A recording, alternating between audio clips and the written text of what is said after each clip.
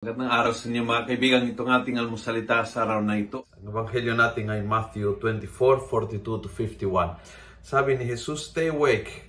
You do not know what day your Lord will come." Just think about this. If the owner of the house knew that the thief would come by night around a certain hour, he would stay awake to prevent his house to be broken into. So be alert, for the Son of Man will come at the hour you least expect.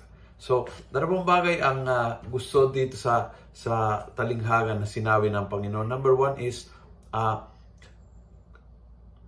ingat, alerto ka. Alerto ka dahil darating sa oras na hindi mo inaasahan.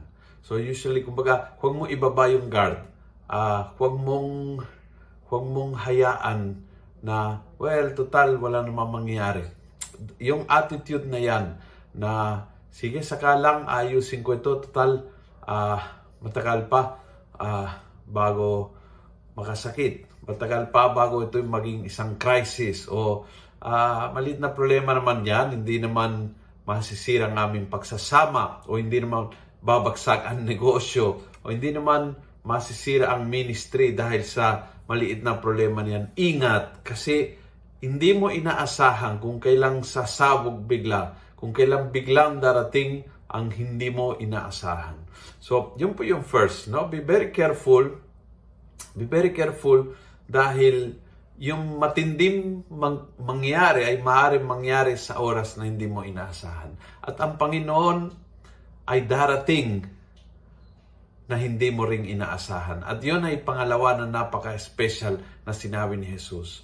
Ang darating ay hindi distraction, hindi paninira, kundi ang Panginoon ay darating sa oras na hindi mo inaasahan. So, be ready, but also be hopeful and happy and excited, knowing na ang Panginoon mismo ang darating, ang kanyang blessings ang darating, ang kanyang presensya ay darating. So, yung darating ay hindi yung malas at distraction. Ang darating ay ang Diyos na nagdadala ng aapaw na blessing sa buhay mo. Yan ang Panginoon na darating. Kaya hintayin mo, abangan mo, dahil saya naman kung na-miss mo yung malaking blessing na dala niya para sa iyo. Kung nagustuhan mo ang video na ito, pakishare. Punuin natin ng good news ang social media at gawin natin viral araw-araw ang salita ng Diyos. God bless.